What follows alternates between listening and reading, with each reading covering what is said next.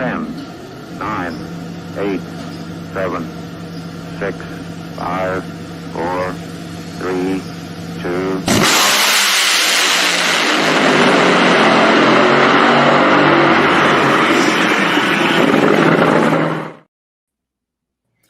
Welcome, ladies and gentlemen, to the Competition Plus Power Hour, and it is live, and it is I, Dujane Bland, subbing in for the man, the myth, the legend, Monday Morning Racer, Lee Craft, and I've got one of the best in the business and the historian of the NHRA, Dave W. What's going on, baby?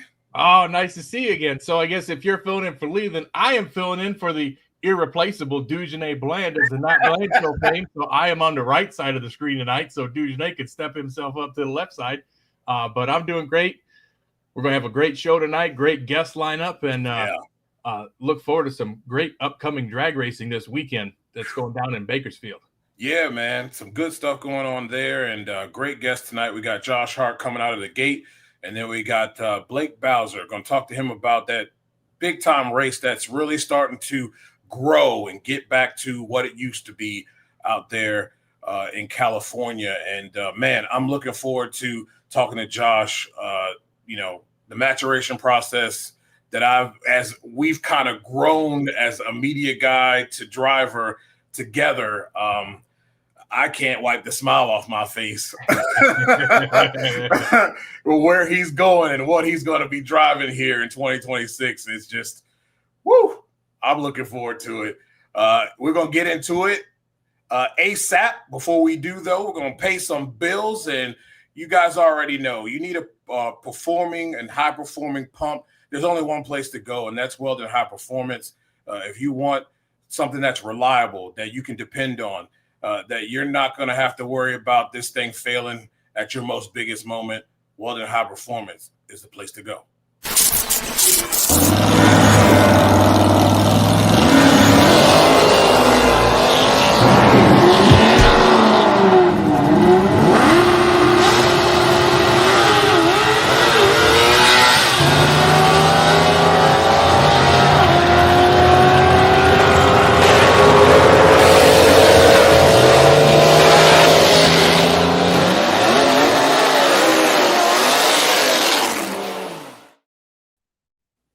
Josh Hart, what's going on, man? How is it going?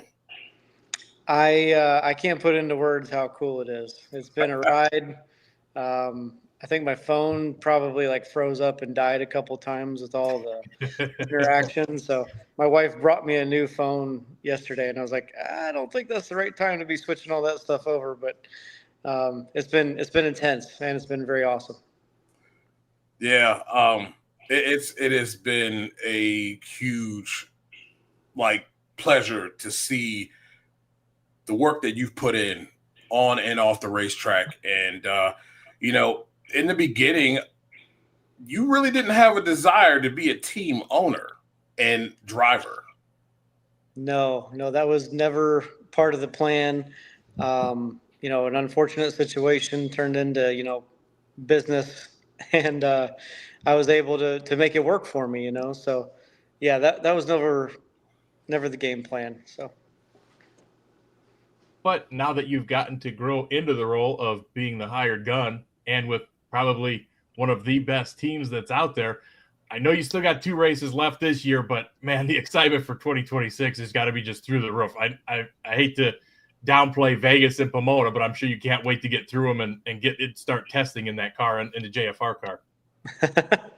Yeah, I mean, I'm proud of what we built on the other side. You know what I mean? I want these guys to land where they want to land. I want to help them get where they want to go. And when I say these guys, I mean my current team. I want to make sure nobody gets hurt. Everybody lands where they want to land. They deserve a Wally. There's very little mechanical mistakes on this program. And I'm very, very happy that, we made it 5 years. It was an epic ride. No apologies for what we created. All the new parts and pieces, trucks and trailers. But I think the part that everybody overlooked when I made that announcement was the fact that it was genuinely just my wife and I behind the scenes trying to, make sure this thing stayed perfect.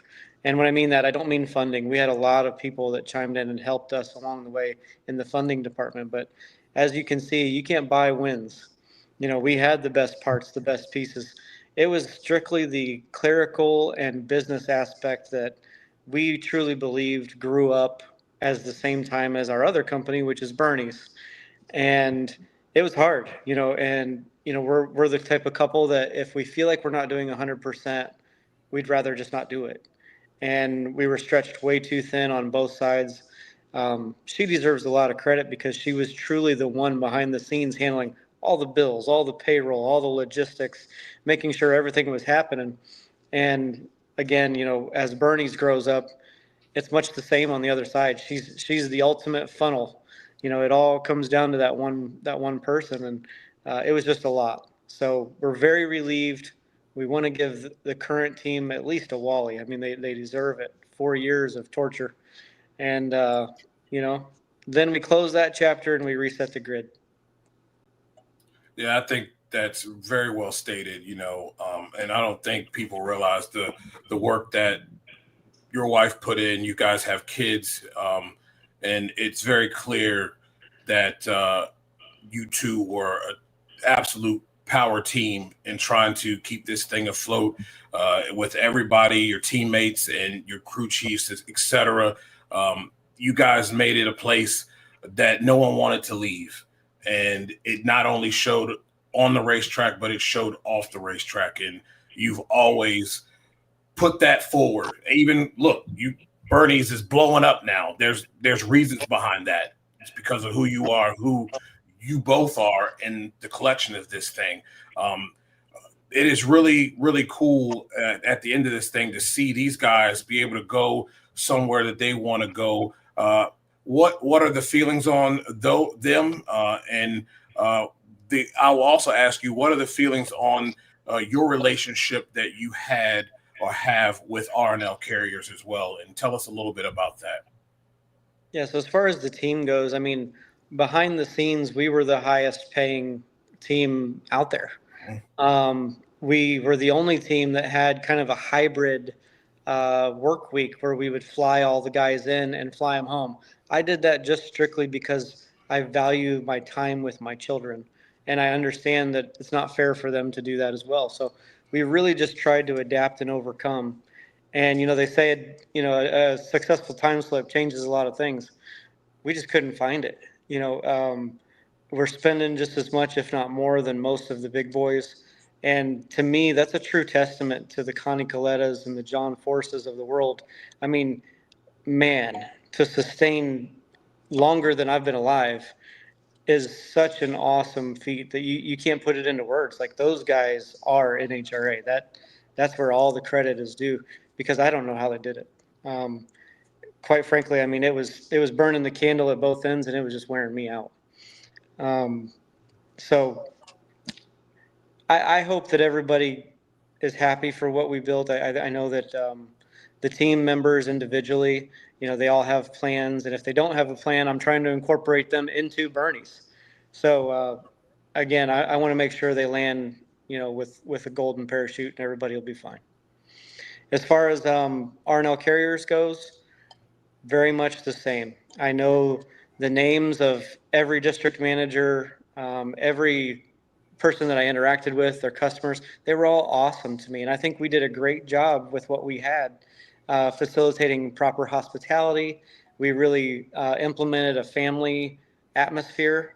We never received one negative, piece of feedback when it came to everything from the quality of food that we served to the interaction with me and the team. So very, very happy with everything that we accomplished. It just wasn't working out for me. And I know that probably comes off a little bit selfish, but the truth is, we had been working this deal with Force behind the scenes since Bradenton. And I had hoped, honestly, that it was going to turn around.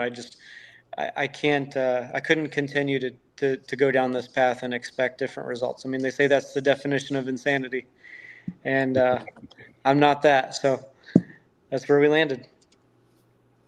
Circling back to mentioning your wife being the backbone of this operation, when we talked after Seattle, we had you on the show. You had mentioned that your factory stock showdown deal was just kind of getting out there, getting the car set up, and for her to take over. Where does this move to JFR leave that situation in that car? Will that car be back on track next year again? And are you still full speed ahead with that one, or does that one get parked now?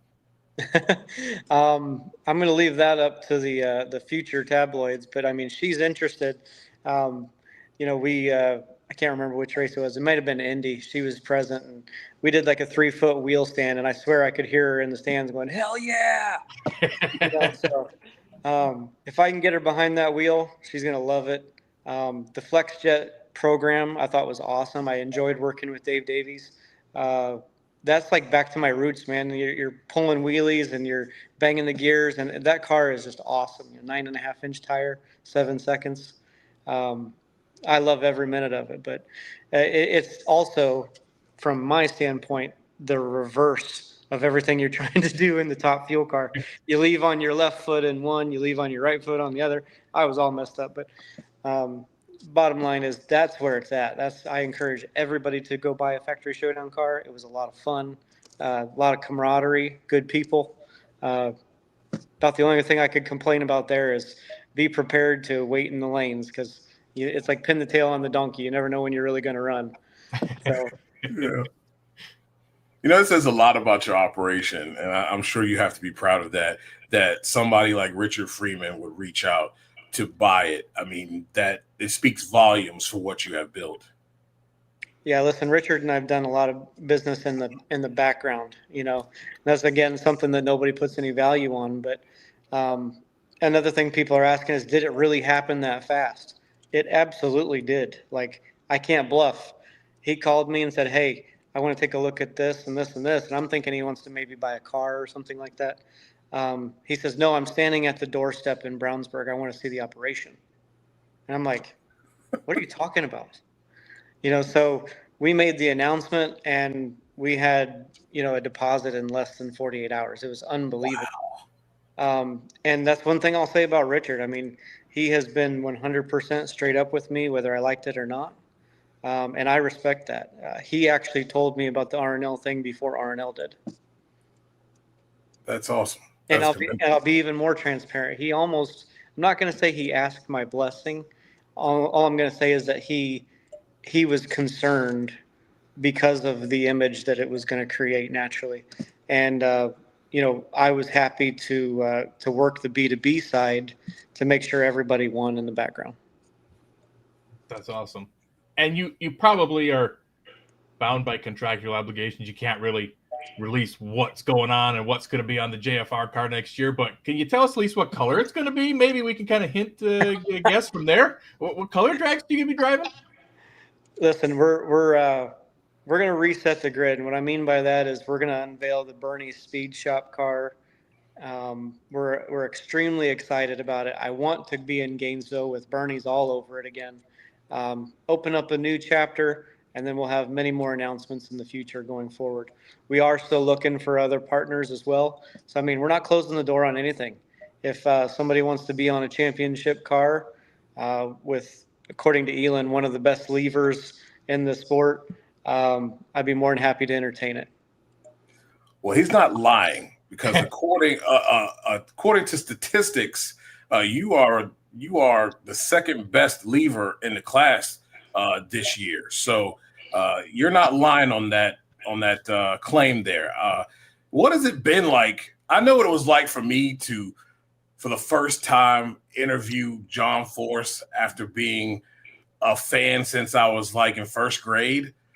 What has it been like being with him and at that shop for the first time? I got to say, like, I don't want to be too redundant, but like I would walk in my little shop and I was like, wow, we created this. I walked in JFR's shop and I was like, first of all, I'd never been in there. So when I went in and you just feel the professionalism, you see the technology and the data, the collaboration of the teams and just all of these resources, it takes your breath away. And I mean, that is a true testament to what they have built as an organization. Again, for the span of time longer than I've been alive. So it's like that is a true testament to endurance and pride, and I could go on and on and on, but it took my breath away. And leading up to that, I don't think I'd ever even said one word to David Grubnick.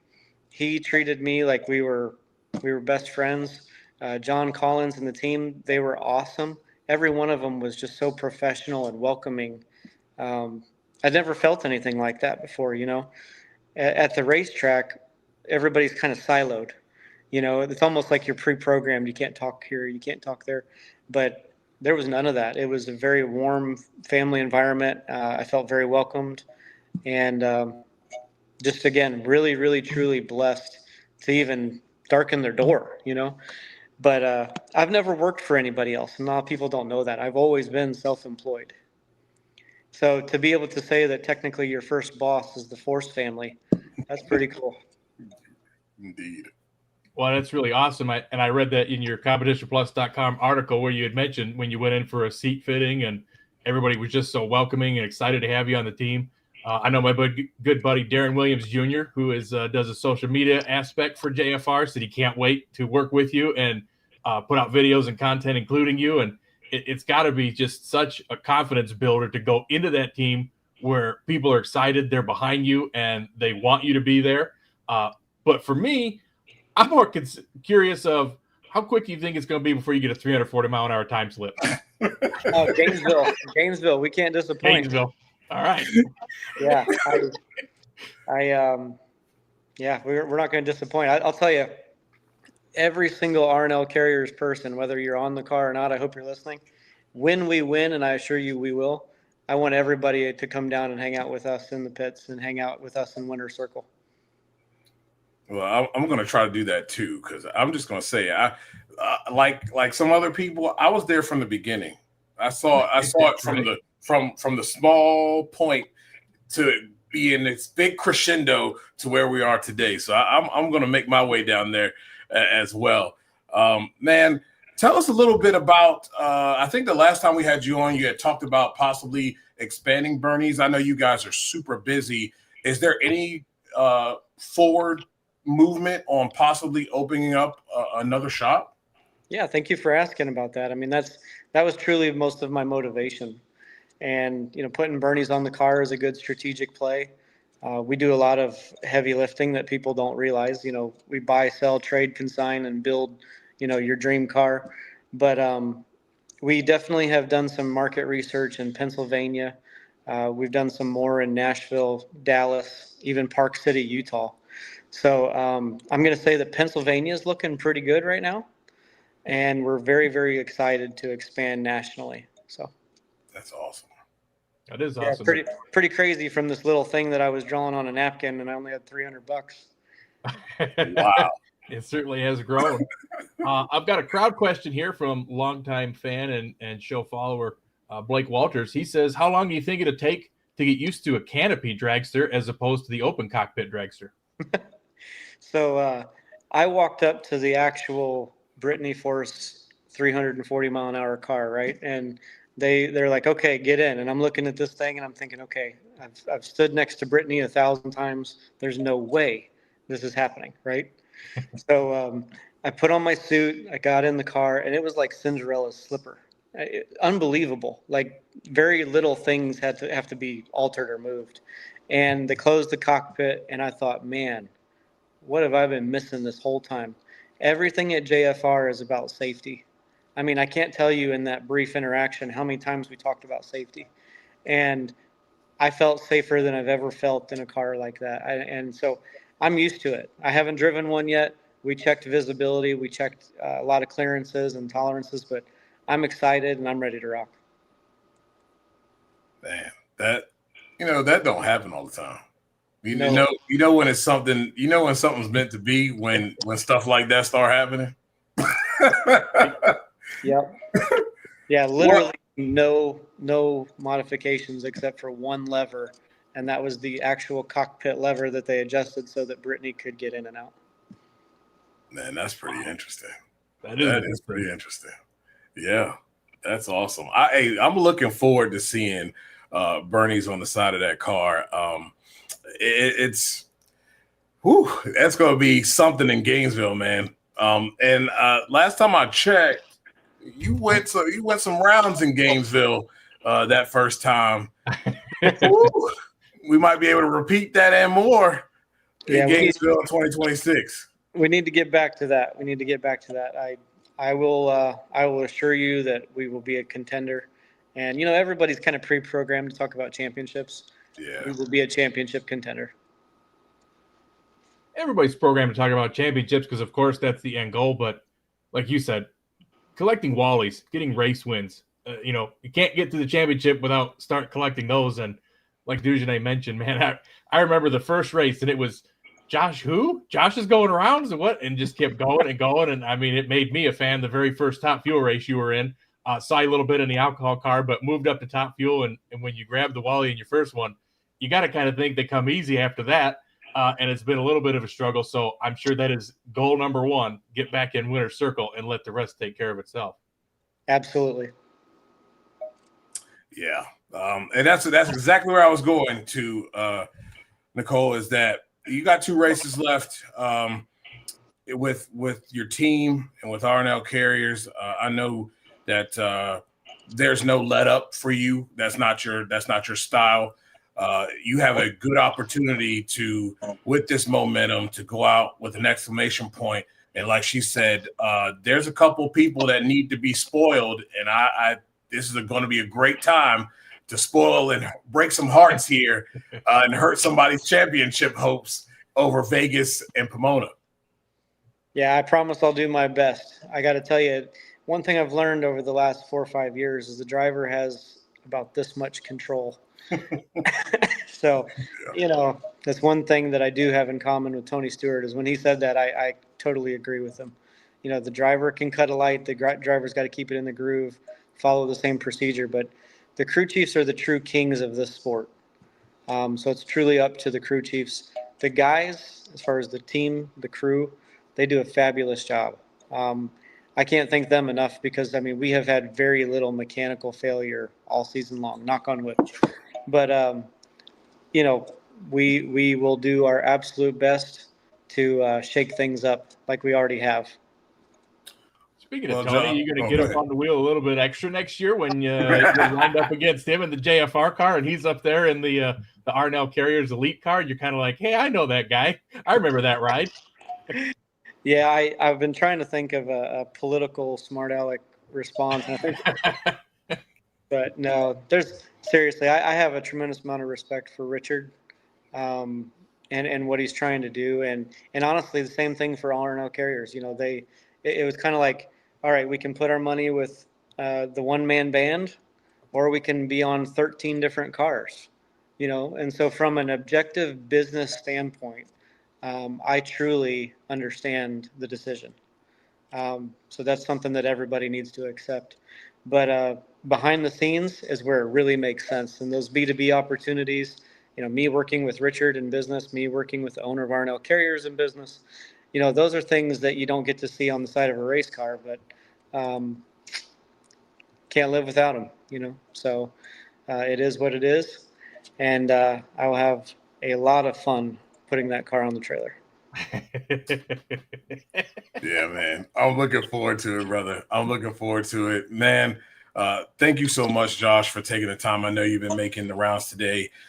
Again, from me to you on a personal level, I couldn't be more proud, dude. Like, you have always put your best foot forward.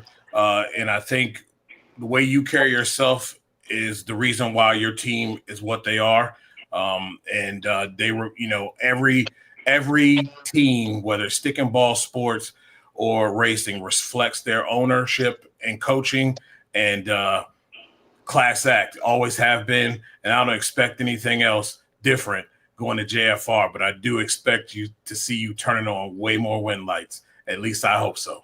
I appreciate it, guys. What do you think? Maybe I'll put like the mic drop on the back of the puke tank. Yes. I like it. Okay. Yes. Anything's possible to the mic drop. That's perfect.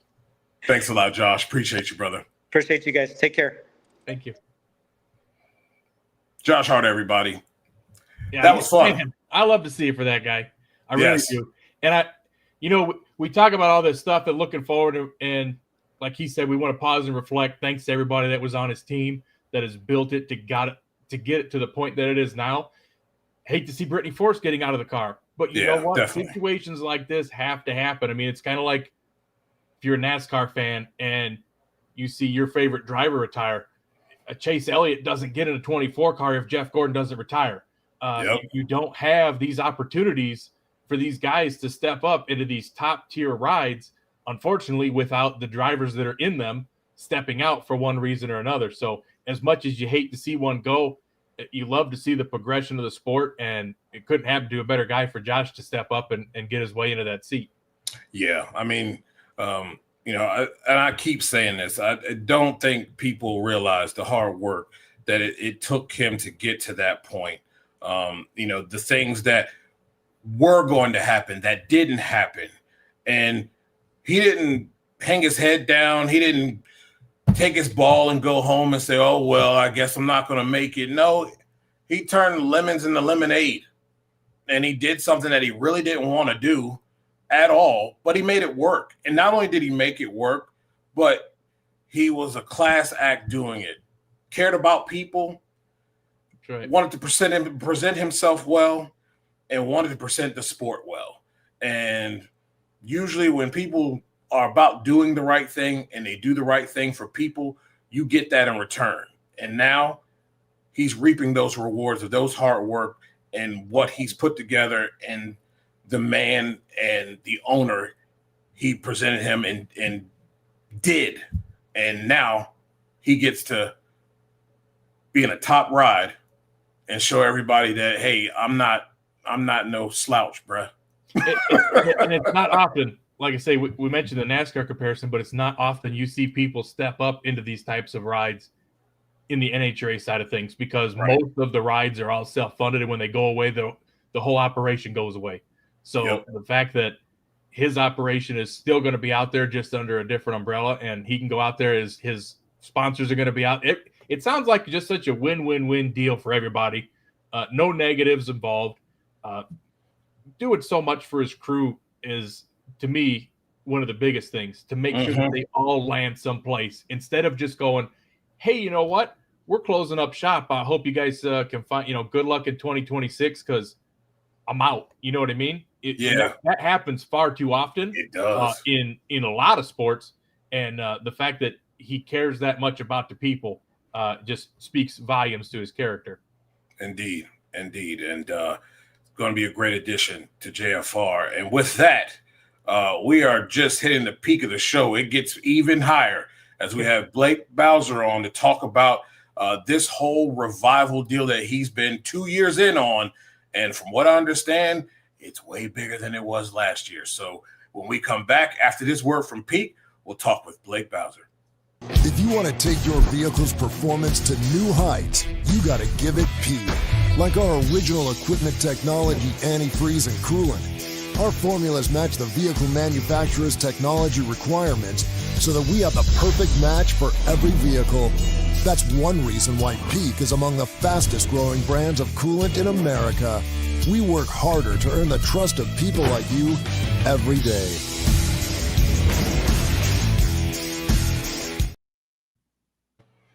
It's the busiest man of this weekend, Blake Bowser. How's it going, buddy? You guys got me okay? Can you hear me? Yeah.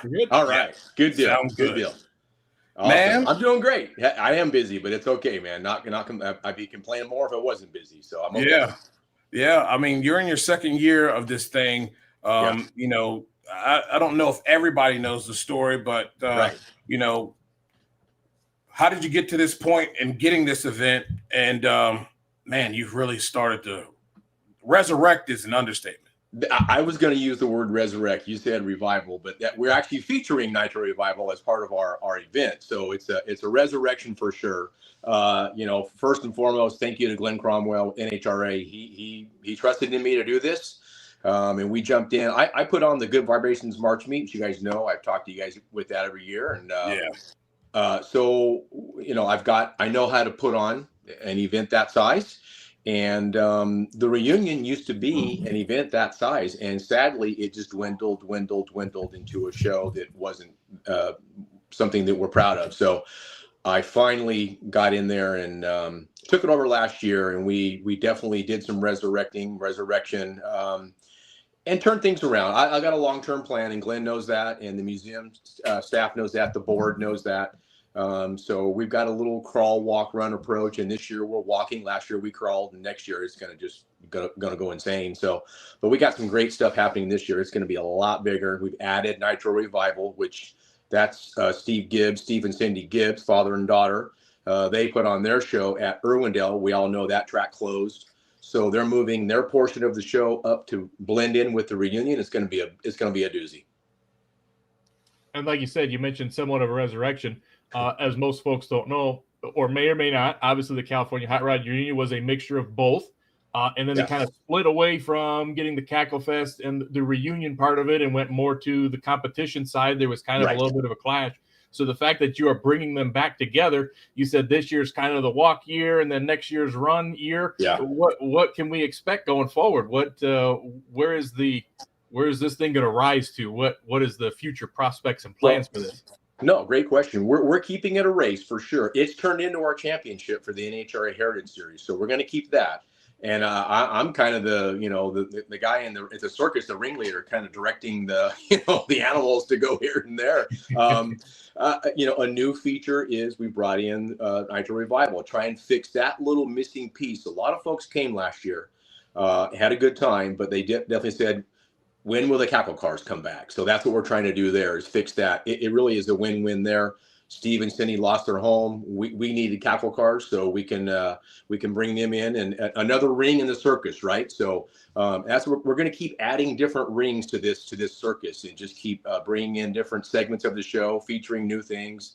We're looking for the future. We're looking young, so we're gonna have some stuff happen next year that's going to target a much younger audience, and still try and walk that tightrope, try and keep that older crowd coming, but we got to infuse the youth into this, or not so much youth, but just younger people, 30, 40, 50-year-olds.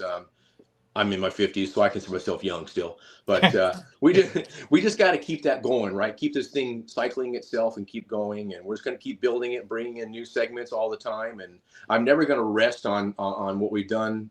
I always like to throw something new. Even the March meet, I like throwing a new little element in there now, just to keep people on their toes, keep things fresh, and have some fun with it. So we're going to keep doing that.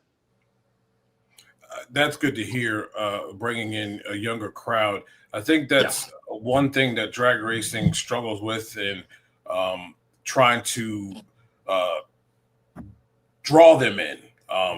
And because right now, at the the older ones are dwindling off, not able to get out as much because of old age and health reasons.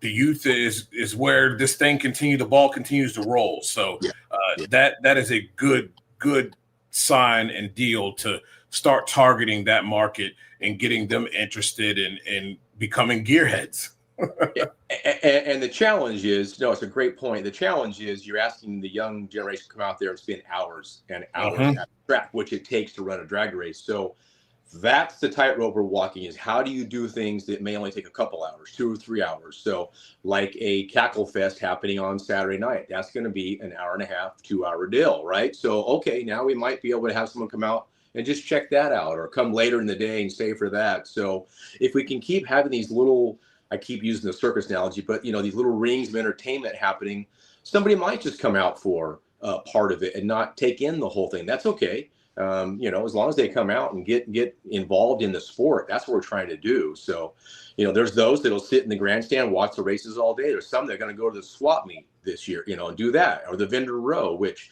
by the way, the swap meet is off the hook. We keep expanding it. We're almost out of room. It's just unreal this year. So, there's guys I know that come out there and go shopping in the morning and get all their stuff, and they walk out the gate. That's okay. You get what you want out of the event. So if I can keep adding these elements to it, and maybe we have things that, again, I'm going back to, keep this short for the younger people, that's what they do. I mean, you look at everything they do is just quick, short things like that. So we got to figure out how to do a drag race in a short amount of time like that, which is it's very tough. but I'm up for the challenge. Well, it is very tough, and I'm one of the young people you mentioned. I'm only 42, and I grew up watching this thing way back 1992 when they had the first one and the subsequent couple of ones. Fans in that era, if you may or may not remember, in the wintertime when they needed content to fill on NHRA Today, you got 2 half-hour shows of the Hot Rod reunion. Yeah. They had the actual reunion part of it. They did the interviews. They went behind the scenes with the people. And then they had another half-hour show that was dedicated just to the racing coverage of it. Right. So, I mean, it was a big deal, and it has been throughout the years. And I think that it's kind of lost its luster on that. But like you mentioned, it is a perfect opportunity to get, I hope to get out there one of these years, certainly, to point out, hey, you can come meet the legends of this sport. You could see the Nitro Revival part of it. You could see the Cackle Fest. You could see full-on original cars from the era. Right. And almost just like an interactive museum. You can talk to these people. But at the same time, like you mentioned, this is still the last race of the Hot Rod Heritage Series. Right. You get to see cars of similar style, not necessarily exactly, you wouldn't call them nostalgia, so to speak, nostalgia in appearance only, but modern and everything else. And they're still out there competing. So, yeah, I think it's a great hook for fans young and old, because you can not only meet your heroes, but see cars like they used to race in actually competing and meet those guys too and make heroes out of them. Yeah, and obviously being off of a national event helps. So because we got guys we've got Ron Capps, Cruz Pedregon, Jack Beckman. I mean, they're all coming. Larry Dixon is going to be in a Cackle car. He brings his dad's car. I mean, it just the buy-in this year is great. So, and it's old. We got Don Garlett's coming. Don Perdone's going to be there. So you've got your older crowd that appreciates, I appreciate, to me, it was Snake and Mongoose. That was my whole bedroom was Snake and Mongoose when I was a kid. Right. So, so you've got that group and you just keep going down. And there's so many things happening at the event. I mean, somebody who comes for a few hours is going to miss a lot of it, but that's what we're trying to do. There's just so many opportunities to come there and see how it was. And that's how the racing was actually secondary, an afterthought. It was a gathering. It was a reunion. And all credit to Steve Gibbs. He's the one that thought of it. They kept meeting up at people's funerals, and they just said, we got to get together some other way. We can't keep meeting like this. So that's what the reunion was born out of, was just a chance to get together as a racing community and just reminisce. And then there's noise in the background. There's a little bit of racing, but it grew into a competitive drag race. That's just racers in general, right? They want to go quicker and faster, right? So the cars go quicker, the cars go faster. We start getting, molds established for nostalgia bodies, and we just keep going. Well, before you know it, this thing's blown up into a big old drag race. So, so we're backing off the racing a bit. The car count's not like it is at the March meet. Say we're only gonna have about 350 cars. March meets 500 cars. It's raced from sun up till sundown. We're going. So this is the chance. We build in the slow pace atmosphere to allow that reminiscing to happen. And that's where, you can walk through the pits and see anybody. And Tommy Ivo is going to be there. I'm just keep throwing names out, but I mean, it's the who's who of drag racing is going to be there. And that's, so it's, but we've got younger generations that maybe not know who they are. Great chance to meet them. Obviously you guys know drag racing is so open, so welcoming. The pits are open, the walk right up and talk to them, check out their car. They love to talk about their car. They're proud of these babies. So come up there and learn, talk to these guys, and then go down the vendor row, go to the swap meet, go to the car show. It's just, it's going to wear you out if you come. Let everybody know what type of tickets are available and where they can get them. Yeah, we are still pre-selling online, NHRAmuseum.org. Let's not forget, this event benefits the museum. I do run it, and I get paid for it, but a lot of the revenue goes and supports our museum, which is at the Fairplex in Pomona. And if you haven't been there, you got to go to that. That is just, it's just that's our history sitting right there. And that's what the reunion used to be, was we're bringing some of the museum to life out there at the track. NHRAmuseum.org. You can buy a $125 full event ticket. That's good for Thursday, Friday, Saturday, Sunday. Thursday is the test and tune day, but we'll let anybody with full event tickets in on that day. And we still have a little bit of tickets left, or a full event. We're doing a Ron Capps bobblehead this year with the goodie bag. All full event tickets get a goodie bag while supplies last, and we're just about running out of those.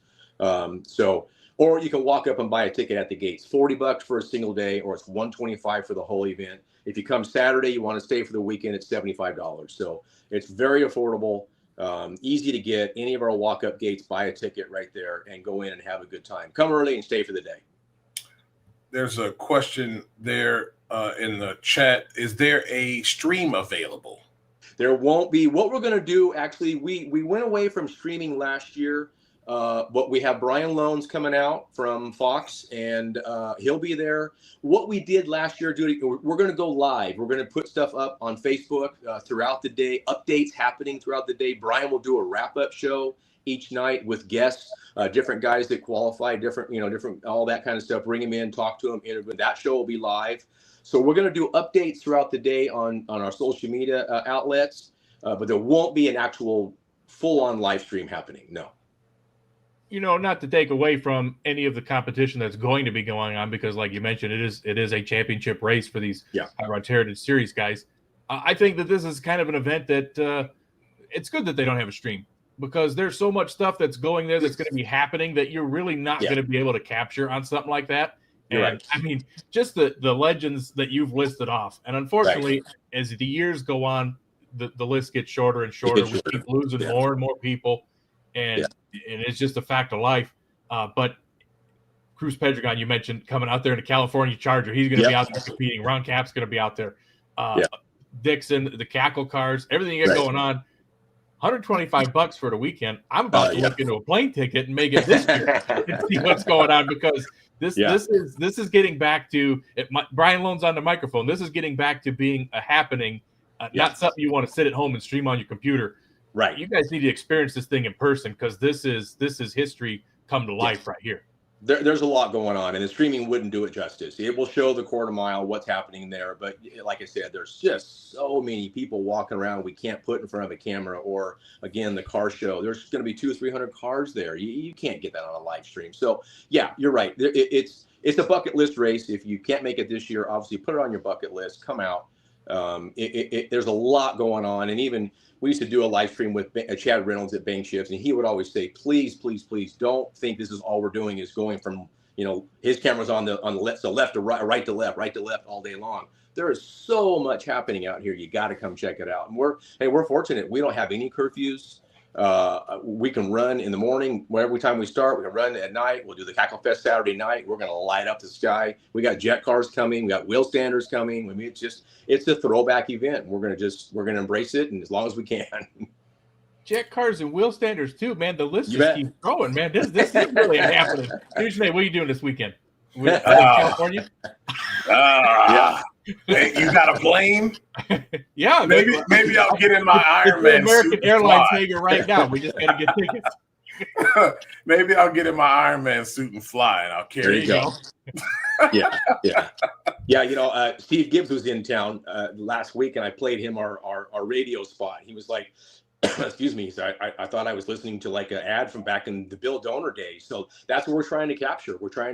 We want people to walk in those gates and feel like it's 1970 all over again, but we don't operate that way. The track looks like that, but it is a contemporary facility in every way, as far as timing, track prep, all the equipment, all the cars racing there, even the cars, they are contemporary built, but they're masked under that nostalgia, shell over them. So, and that's how we look. We look the same way. So walk in there like it's 1970, slip back in time for a while, and go home on Monday to the real world. That's what we try and do every weekend out there. Well, Blake, we really appreciate you taking the reins and doing it justice and continue to move this thing forward. We thank you for taking the time to come on the show, and have a great weekend, man. Have a great weekend. I know it's going to be busy, but enjoy it. No, I love it. I mean, there's times when there's like 55 things at one time going on. I'm like, this is still pretty cool, though. Yeah. It's okay. Yeah. Thanks for Looking forward to some of your time here on Tuesday night. I know we're still a couple days away, but I'm sure you are just, after this, you're like, all right, it's full steam ahead from now on. You're going to be at the track and just nonstop working. So thanks for coming on. Full steam ahead. Yeah, no, thank you. Thank you. Yeah, looking forward to it. I'm up for the challenge. Yeah, for sure. Thanks, Blake. All right, guys. Thank you so much for letting me on. Yeah, guys. that's cool stuff, and it's awesome that this thing continues to grow and he continues to push it forward. So, man, I definitely do want to do that though. That's the March meet is one of those is one, and this one is one. And I'm glad that he mentioned, like you said, a resurrection of sorts. You hated to see it fracture and go off between the Nitro Revival and Steve and Cindy Gibbs doing their own deal and taking it to other tracks. And Irwindale was a good home for that for a while. And hate to see any track close, but obviously we've lost Irwindale Raceway and the oval track and the drag strip. So the fact that they were able to work past their differences and get this back to the event that it really started out to be way back in 1992 and try and get the glory back to these guys because, you know, hate to say it, but yeah, it's just part of life. We're losing them at a rapid rate. And the fact that you can go out and see the list of names that Blake mentioned all together at the racetrack again. I mean, can you imagine the stories back and forth and bench racing and just these guys getting together and just hamming it up about the good old days, so to speak, for them. Yeah, it's cool. And yeah, you're probably right. I will save the suit power for Shady Side. I'm really looking forward to that. The weather's going to be the outlook for the weather looks really good, man. Like low 60s and 40s at night. It's going to be a fast racetrack, and I'm just loving the fact that I might be able to wear like a sweatshirt and sweatpants weather. So yeah, I'll save that suit power. You mean it's not hot down there yet? Oh no, or not cool down there. It's still not still yet. Hot? Not yet. It's nice. So we're about 80s with no humidity, dry air, and it gets to about 50s at night. Towards the end of this week, we'll see some mid 40s, and then next week it'll be 60s or 70s and 40s at night. So I'm looking forward to it. Oh, that is nice. Yeah, those days came and went. We won't even see 60s now. It's just 30s at night and 50s during the day, and it was raining this afternoon and storms, and yeah, it's like fall's here. Leaves are changed. They went from changing as they were falling, so now you get to see their beautiful colors as you're raking them out of the yard in the frozen weather. So we didn't have much of a fall up here in Michigan. It just was like, all right, here we go. Leaves are on the ground. Now it's cold. Yeah, man. Yeah, it's wild how the weather just changes in a heartbeat. But I'm loving the cooler weather, and I can't wait till we get to some colder weather. This heat this year was brutal. Oh yeah. Well, you know what though? You know what else really loves the cooler weather? These race cars. Those things love to breathe the cold, cooler weather, cooler air, and high atmospheric pressure. And we're gonna see some pretty good runs. Not only there, but I think Vegas, you might see some pretty good numbers if we don't get 80s Vegas, if we get like 60s and 70s Vegas. Yeah. I will say, though, I was mentioned buddy Darren Williams, the Q4 session at Pomona this year, he said was scheduled for 2:00 in the afternoon, which surprised me, but I guess we don't get that, usually Q4 in Pomona at the World Finals, you're like, man, we're getting into dusk. It's record time. It's throwdown time. And it's at 2:00 in the afternoon. Yeah, I think they're trying to avoid, if there's any mistakes, that they don't end up running up on the curfew. That's that's my thought. There's not them not running up on that curfew. But I'm talking about that. I'm thinking ahead to the NHRA event in November. Yeah, that weather is going to be crispy, and that's going to be a fast track and great weather for some race cars to run some numbers. Oh yeah. Yeah, I'm looking forward to that. There's supposed to be 20 plus Mountain Motor Pro Stock cars coming, and they're all gunning for the 3-second zone because there's only been 2 that have done it. Jeff Dobbins did it in testing a couple years back, and then Randy Lynn Butner did it at Virginia. Was the only other one to have done it officially at an event. So everybody's gunning for it. If the air is there, we could see some history made in the IHRA side of things, at least for that sanctioning body. And who knows, maybe the quickest ever at that point. So it'll be great to see. And the pro mods, I mean, it's door car time, pro mods, outlaw pro mods. Shout out to Jimmy Taylor Motorsports today, 343 in the 8th at 237 miles an hour. broke their record and then re-broke it on their way to trying to get that 4-second 300-mile-an-hour quarter mile door car run. Crazy. That's crazy. Turbo Camaro. So I hope that they're on the list for the NHRA Racing Galot, because man, they'd be coming out there and they'd really be setting the bar up pretty high for that. Yeah, but I mean, 237 miles an hour to the 8th in a door car. That's insane. That is insane. I remember when Pro Mods didn't even go that fast in the quarter. Right. So, I mean, this is definitely setting it up. Blake, to answer your question, my thoughts on the NHRA mobile game, I guess I'd have to see it and play it to really have a thought. I know that they announced that it was coming. Did they have any screenshots, any gameplay teasers? I didn't see any of that. See anything like that? Or is it just like hey, we're going to have this game for y'all to play? It was just hey, we're going to have this game for y'all to play unless I miss something. But no screenshots, no gameplay or nothing like that. I'm interested, but I don't have high hopes. It's the same people that made the console PC game, and maybe they're better at making games for mobile phones. I don't know, but I'm not that high on it because they screwed the pooch on something that really could have been more, and it was meh. Well, the sad part is you could probably take that game, get rid of some of the elements, and narrow down some of the bandwidth, and just make it a multiplayer game on a. And that's what I'm hoping the purpose of this mobile game is. It is a multiplayer game, right? So I can send a request to you, Dugenet, and we can run heads to head in something, or is it like hey, it's just something to play on your phone, but there's no multiplayer, there's no head to head, because that would be a waste of it, in my opinion. Yep, it's same thing they wasted the multiplayer for the console game. Not running somebody else's Ghost. It should have been you should be able to go up head to head with somebody online. I mean, we're in the real time is where it's at. If you're really trying to draw the fan base in, especially on the racing side, iRacing. You look at Call of Duty, Fortnite, all these games that people play is because NASCAR. They all get together. The new NASCAR game that came out, they get their headsets on, and it is the new version of being interactive, of socializing. Is you get on there, you got buddies all over the world, because that's the nice part about online gameplay is all you got to have is an internet connection.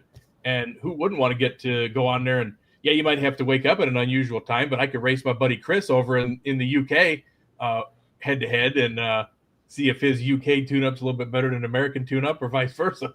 Yeah. So many missed opportunities. So I don't have too much high hopes on it. We'll see what happens when it drops. That's all I got to say about that. We got another week before we get into any other playoff action here. It's a 2-horse race from pretty much all of it, and some of it to be is sewed up. The good thing is, though, this silly season has been quite interesting, and I got a chance to talk to Richard Freeman on the Not Bland show earlier tonight.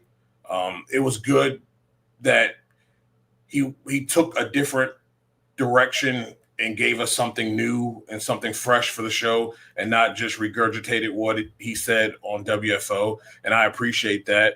What are your thoughts on all of this, and what do you see? What do you see as far as Elite going and moving into Top Fuel, and what the possibilities could be?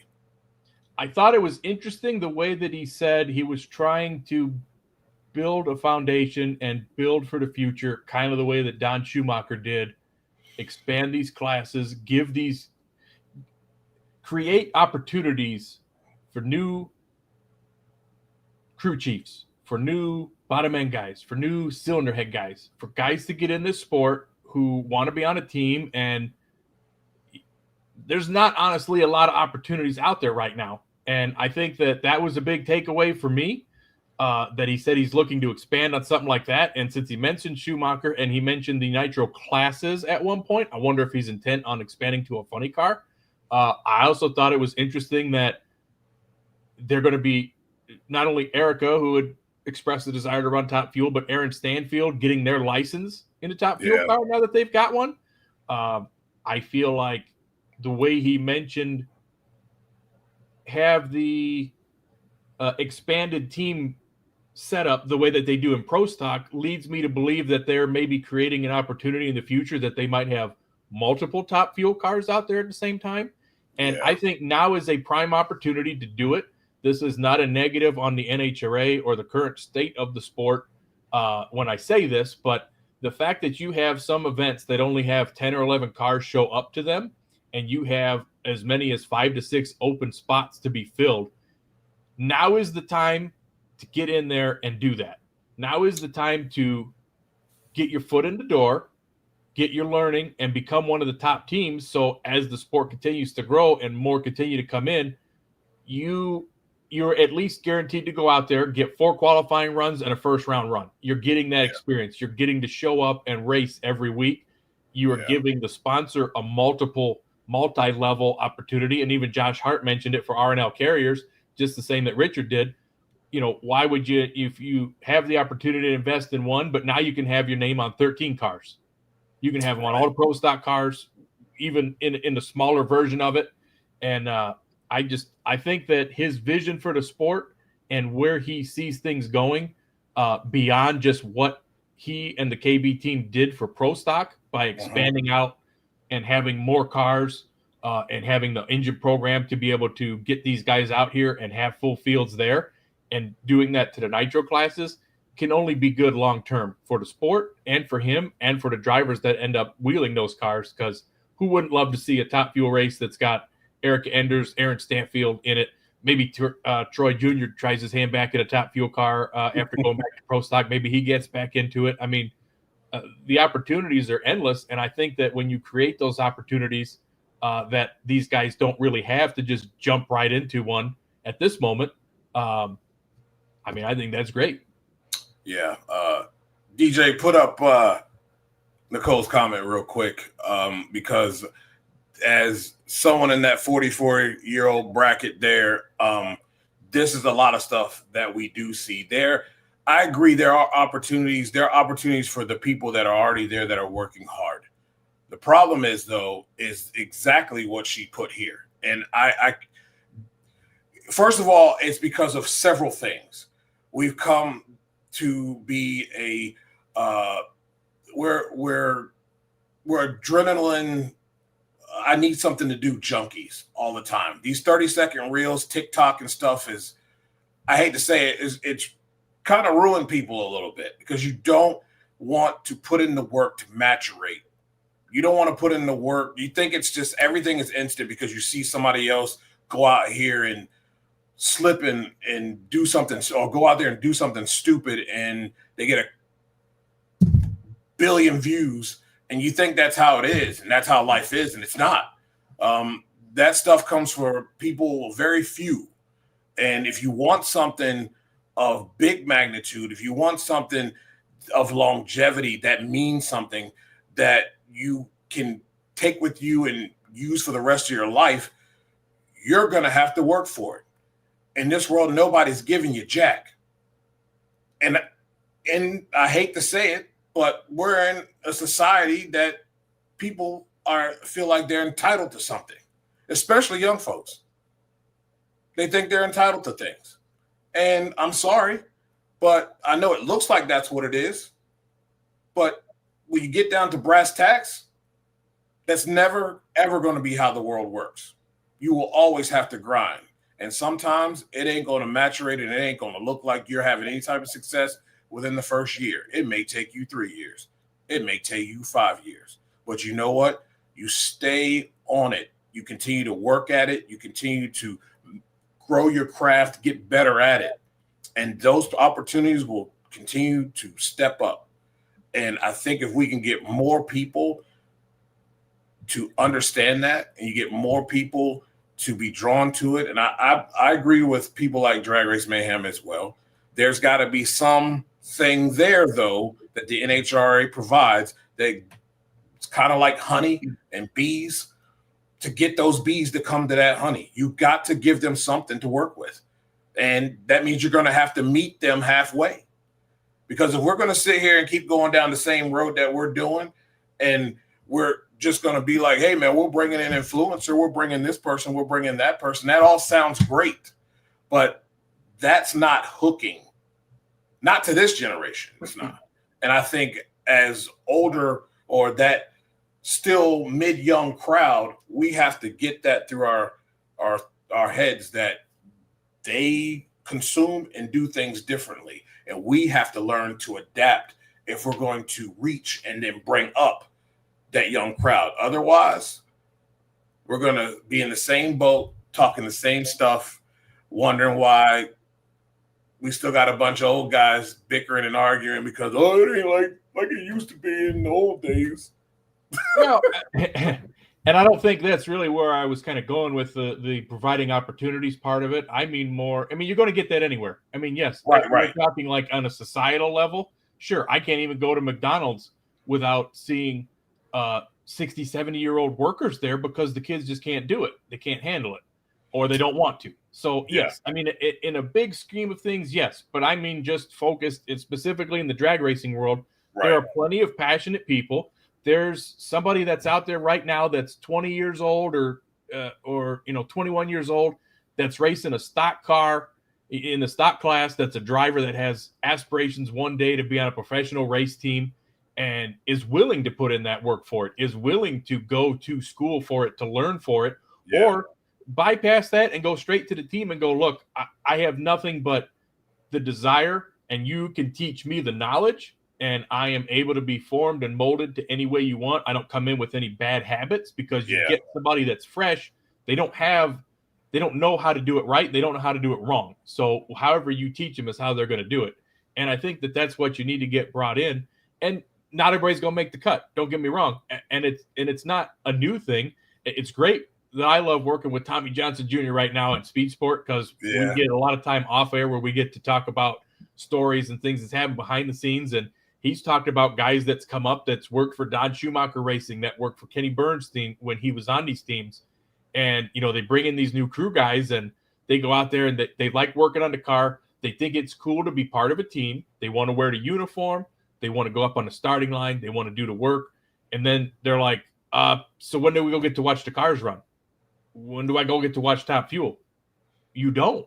That's when you are on the team, like that is your focus. That you don't get to go see other stuff. Like you are here to work on this car and this car alone. And Josh kind of alluded to a little bit. He was like, you kind of keep in your own little world when you're at the track, but you almost have to because there is a job to be done.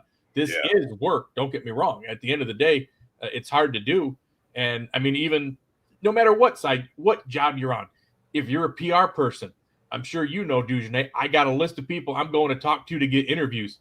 Guess what? When you go get those interviews and you're talking to the motorcycle guys or the alcohol guys, Top Fuel's on the track. And you don't get to see what's going on because you got to get the story. But that's just part of the job. And, some people don't realize that until they're in it. Some people want to live that life until they get to live that life. And they're like, you know what? This ain't for me. But I think the people that are passionate about climbing the ladder, passionate about wanting to work on these cars, passionate about wanting to tune them, wanting to make it go down the track that last little bit faster, chasing that last thousandth of a second or 10th of a mile an hour. This is an opportunity for them to potentially get out there and show their stuff. Because if you only have 10 cars that are out there in Top Fuel and you've got 15 funny cars that show up, you've got 25 nitro teams full of guys that have been out here for 40 years. Where's the new guy coming in? He's not. Right. So you got to give them an opportunity. You got to give them a place.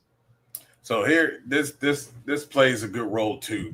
I love Ford's comment there about the reason why companies don't do business in the NHRA, and it's twofold here. And you said TV ratings and fan base, but Nicole's comment right under that, it's twofold here. So yes, TV is important, and that TV deal is going to be very important on that. Also, it is also on the fact that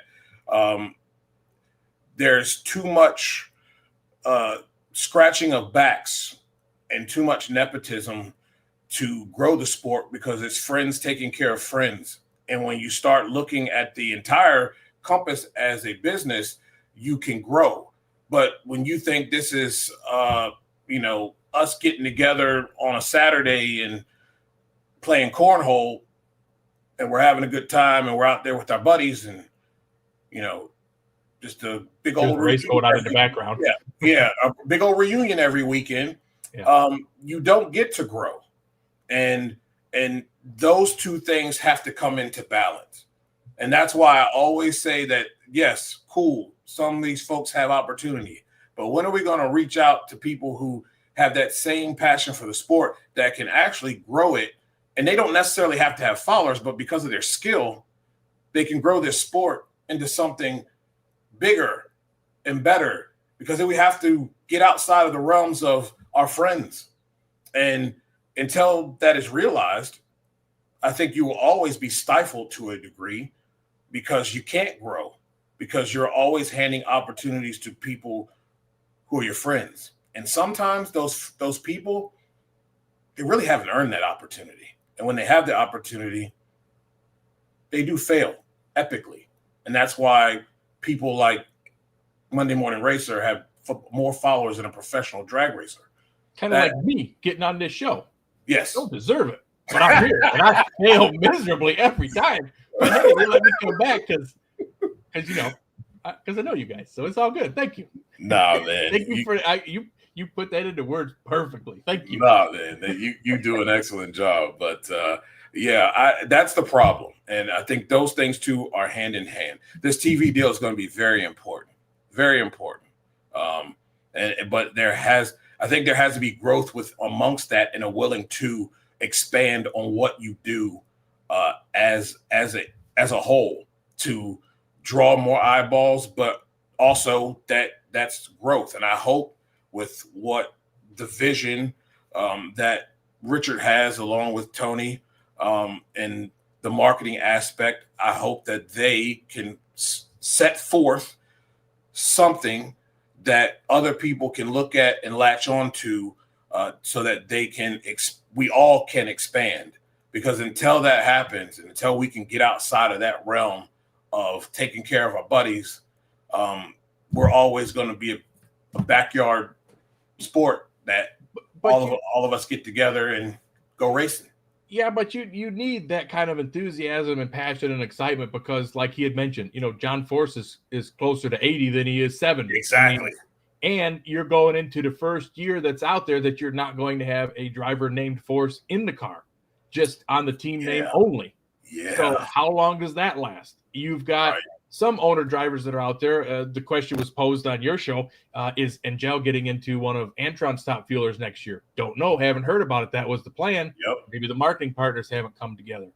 There's a lot of stuff that's kind of up in the air. Steve Torrance just wanting, most people don't realize you go into next year, that'll be Steve Torrance's 20th year in a nitro car. He was running back in 2006. You go even further than that in the alcohol ranks, but 06, Richmond was his first race in Top Fuel. And we're going on 20 years of that stuff. So he's been out there much longer. A lot of these people have been out there a lot longer than you think. And when some of them want to step back, some of them need to be in there and take their place. And it's good to see that Richard's like, you know what, let's get a couple cars on order. Let's get Erica out there. Let's get Aaron out there.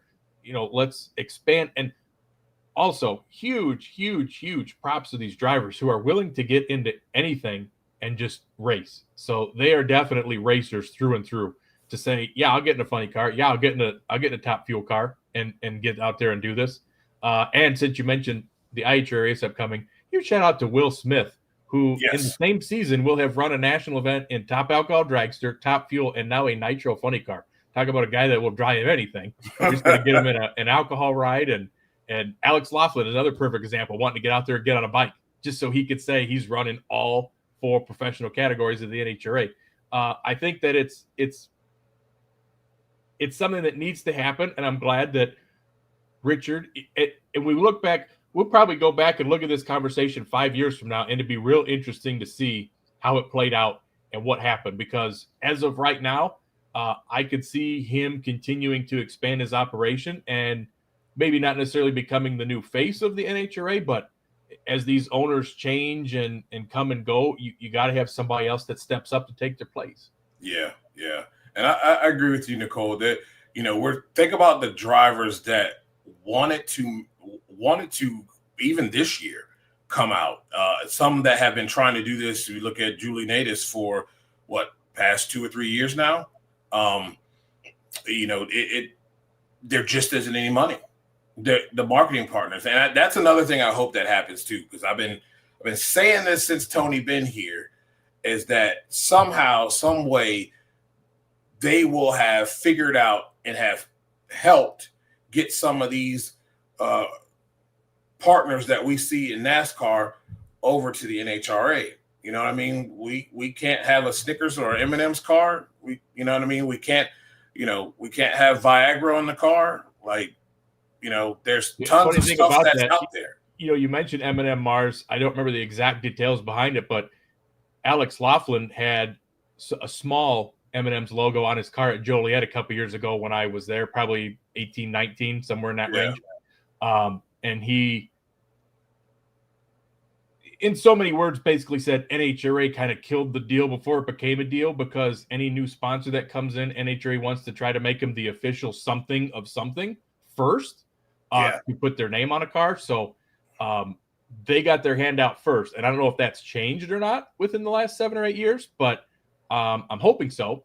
And, that makes it hard if you're trying to bring in a marketing partner and the sanctioning body's trying to get their cut of it right away. Yeah, and you're right. Jasmine too, working hard to try to get funding as well. I think that's always been a problem. I think the NHRA as a sanctioning body need to find their own sponsors. And I've been saying that before, that I like the fact that they had part of Camping World. I don't know when that ends, along with Mission Foods. And I think that needs to continue. You have to continue. Let's not have one main sponsor. Let's have the more the merrier, but don't take other people, like the SCAG stuff. It's great that SCAG wants to do that and has the ability to do that. Great. But how many times have we seen them sponsors made the official sponsor of, and then within 5 years they're gone, and then that driver doesn't have a sponsor anymore?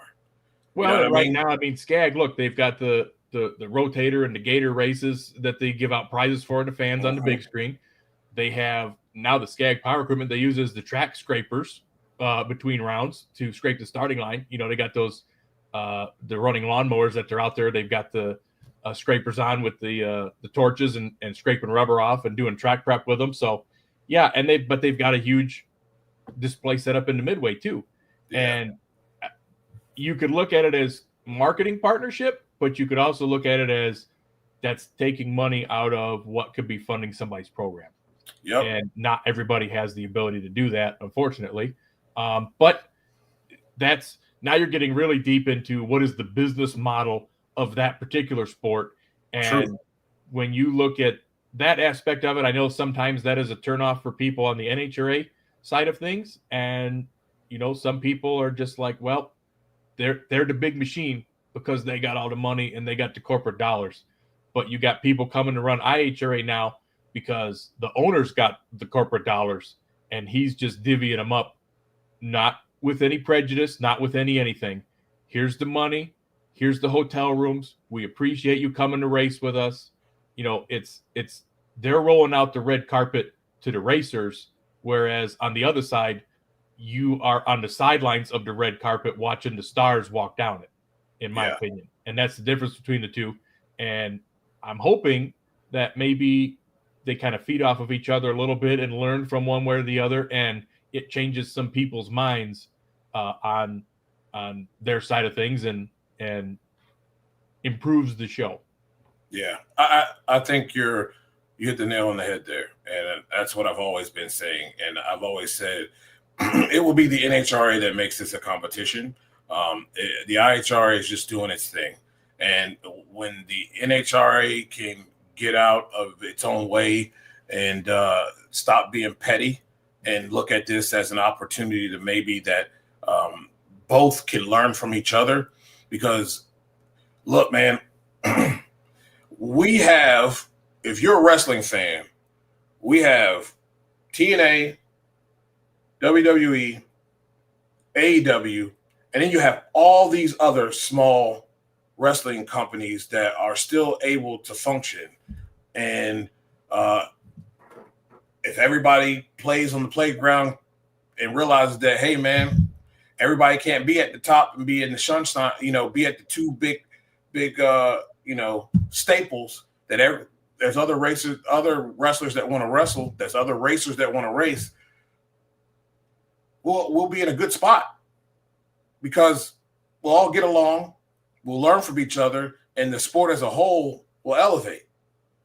If we're going to be petty and schedule things and do things and schedule things on each other's toes and worrying about this and don't want to mention people's stats from over there, we're going to still be in stagnant area looking like dummies and not growing and staying status quo. And status quo ends up being a dry ass product at the end of the day. But you don't know who's handing down those thoughts and those rules, because you can go and you listen to, on the NHRA side, somebody says, Joe Costello's like, Lex June, he won a top fuel race recently.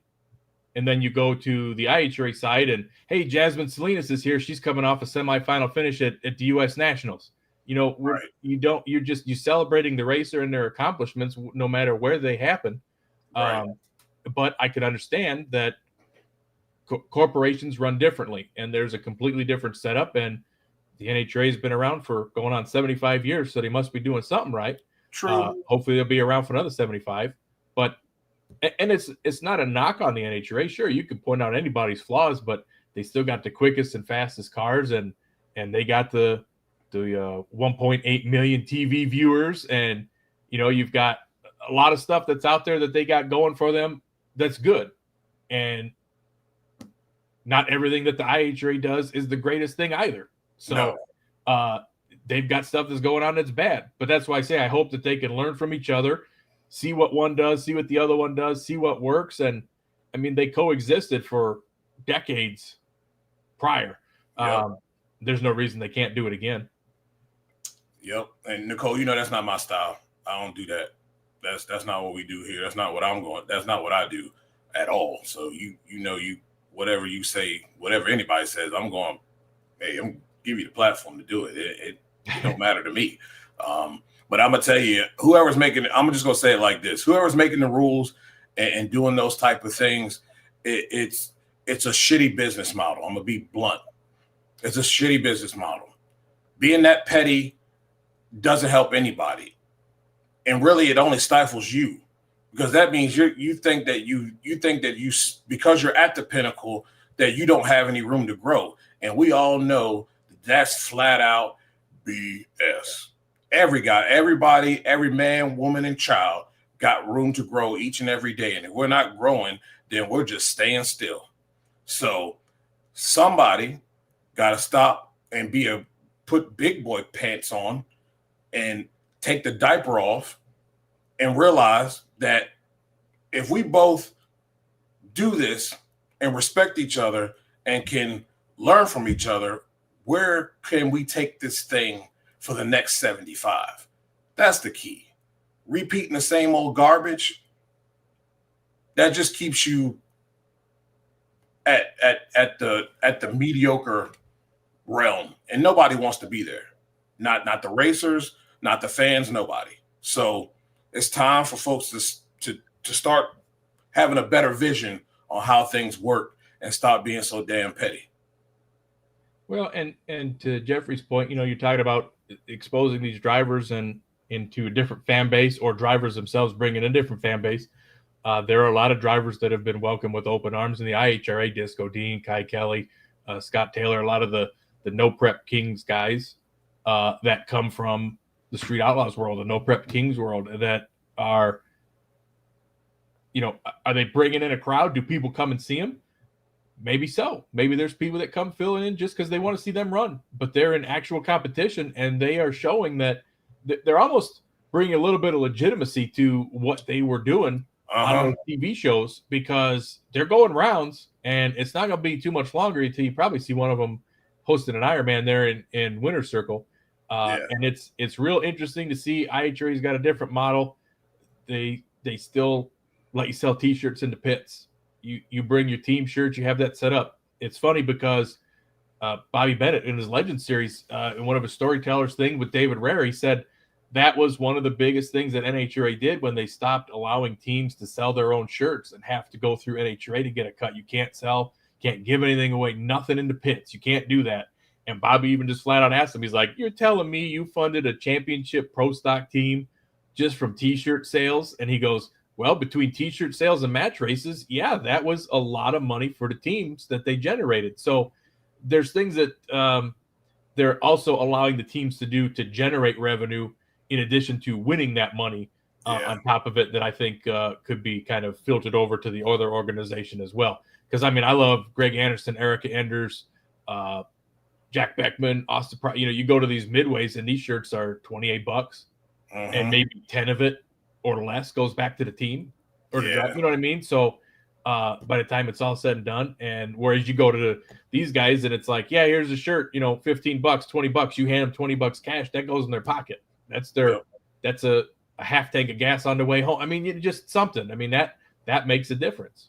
Yeah, it does. It really makes a difference. And I'm just excited the fact that we're going to have 2 championship series next year.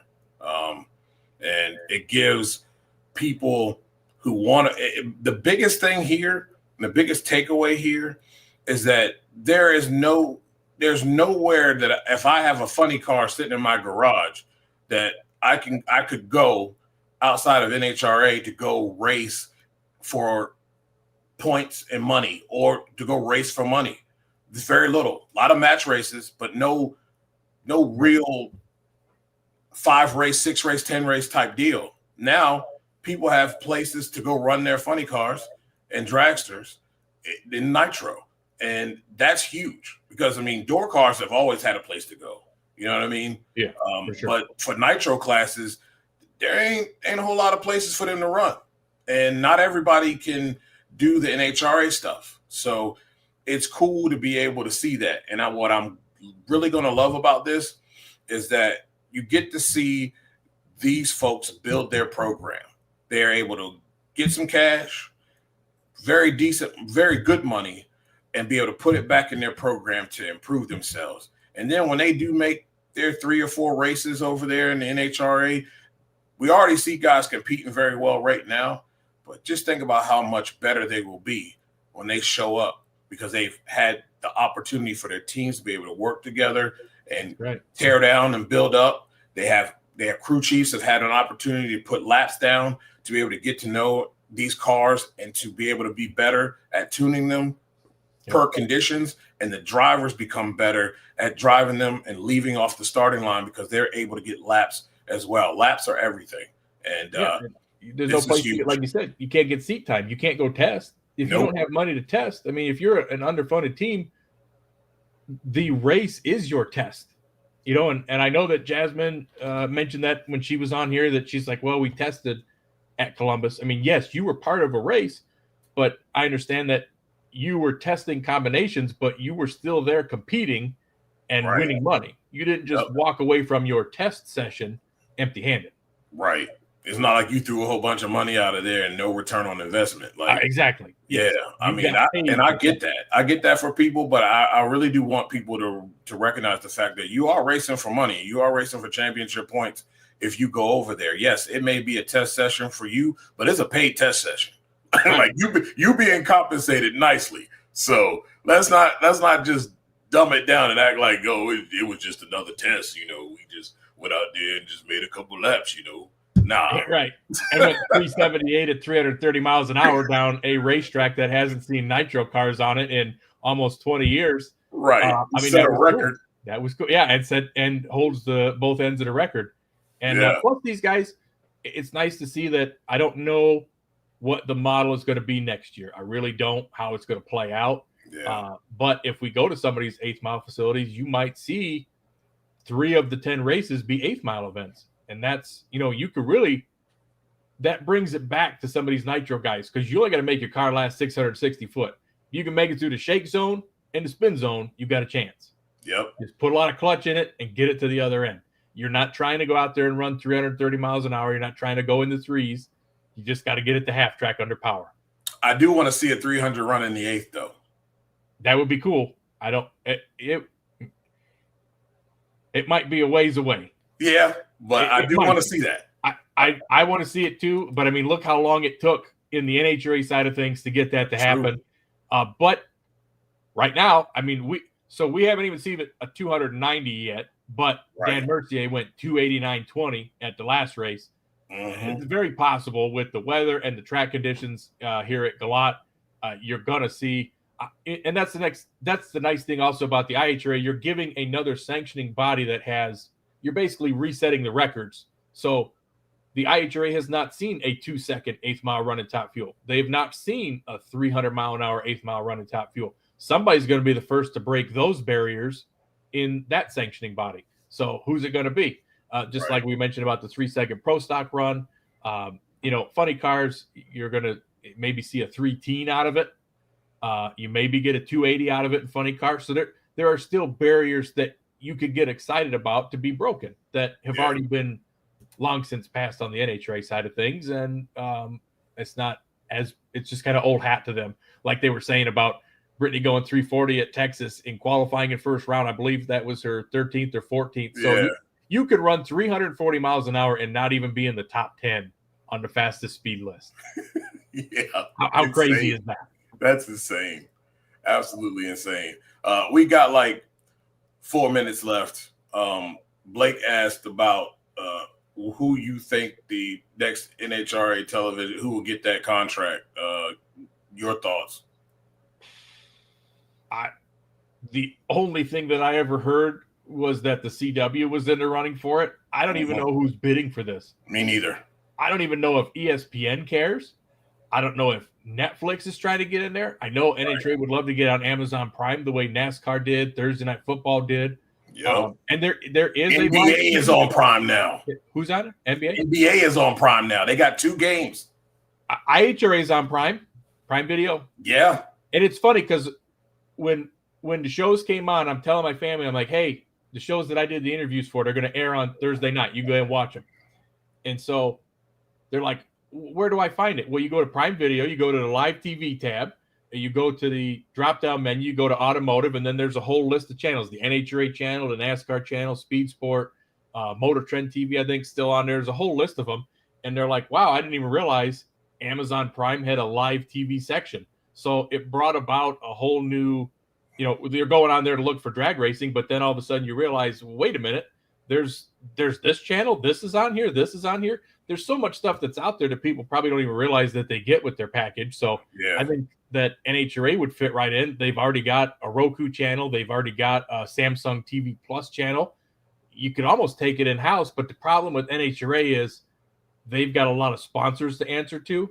And I'm sure for those sponsors, they have a minimum number of views that they need to see across the season. So, I mean, CW would be great. God, don't sign the same deal in Detroit that the NASCAR teams did, because I didn't even get to see Talladega. It was preempted by soccer. They never even re-aired the race. Never saw the Talladega Xfinity race. Thanks to Nicole for looking into that for me as far as why, because she said that CW is not supposed to be able to do that. But if they can do that with NASCAR and drag racing's on it, and they can do the same thing there. If you're local affiliates, that's the only problem with over-the-air TV. Same thing with Fox, and we talked about this too. Great lead-in with Fox. 1 million+ viewers. You know what? I didn't see it live. I saw it at 4:30, actually 4:40, because it started late. So you got to be careful with who you go with and who you wish to put in front of those eyes, just like the ESPN deal, because before you know it, you're going to be on at 10 o'clock at night, 2 in the morning, and everything's tape delay, and you got to find somebody that wants to put you on. NBC would be a good deal because you could be on Peacock, something like that. USA Sports, hey, they were back there in the 80s. Everybody remember those video telecasts Diamond P did on USA Sports Network? NASCAR's back. Why not bookend it with drag racing? So where does it end up? I don't know. I just hope it ends up in some place that's stable and has good air times. That's my only hopes. Yep. I would like to see CW because I think CW would make them a priority. I think they do an excellent job with NASCAR. Of course, they're going to have to get that affiliate stuff, these local affiliate stuff worked out. I don't think you want to have blackouts in certain areas. That's only going to hurt you, and the NHRA needs all the eyeballs that it can get because we saw if it does well, and everybody wants to say, oh, it preempted NFL. So what? I want it preempting the NFL every single time because there's already eyes on the game. Probably some people are pissed because their team just lost, and they're like, oh, wait, what the heck? What's this? And they end up staying. So I want it to be in something that is big that already has major eyeballs on it and will carry over. So that's smart. Quick question for you, since you know about the NFL. I was watching or listening to Bob Pockrass on Kevin Harvick's show, doing an interview the other day, and they were talking about a whole host of things. One of the things that he mentioned is, does the Daytona 500 need to be the first race of the year? And the NFL, I believe he said, added an extra week.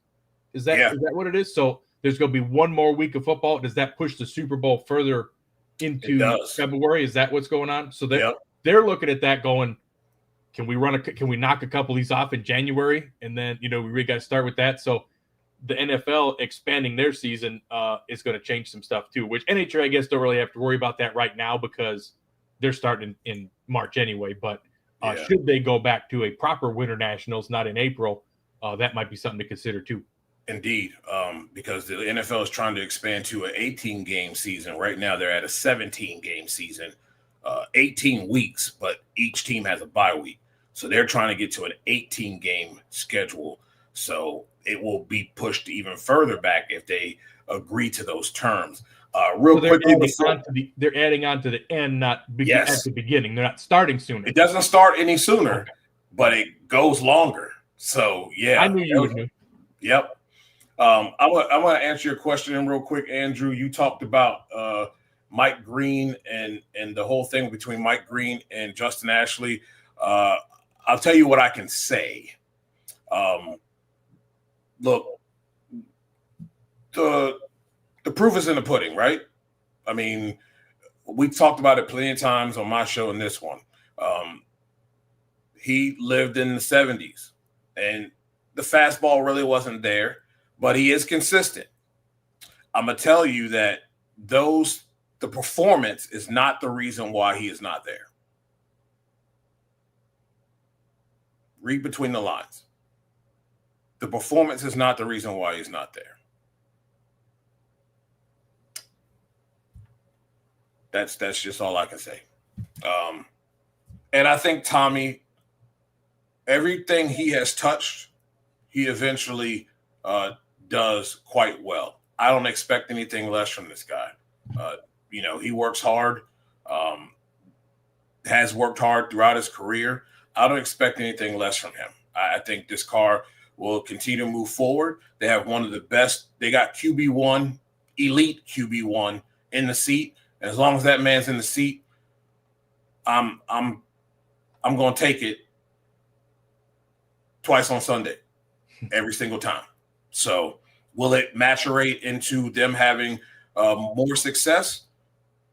That'll remain to be seen. We'll see that as we go forward here in the next two races and how well he does there. And we'll see that in the future in 2026. So, again, you can go to Competition Plus, I believe, too, and read that article as well. And just as my colleague that covers the Commanders would say, use your clues. Use your clues. Well, ladies and gentlemen, I appreciate all of you for watching the Competition Plus Power Hour. We had great guests. Thank you to Josh Hart. Thank you to Blake Bowser. And thank you to Dave W. for taking the time to co-host this thing with me. We got Jacob back there on the ones and twos, getting us right and keeping us straight.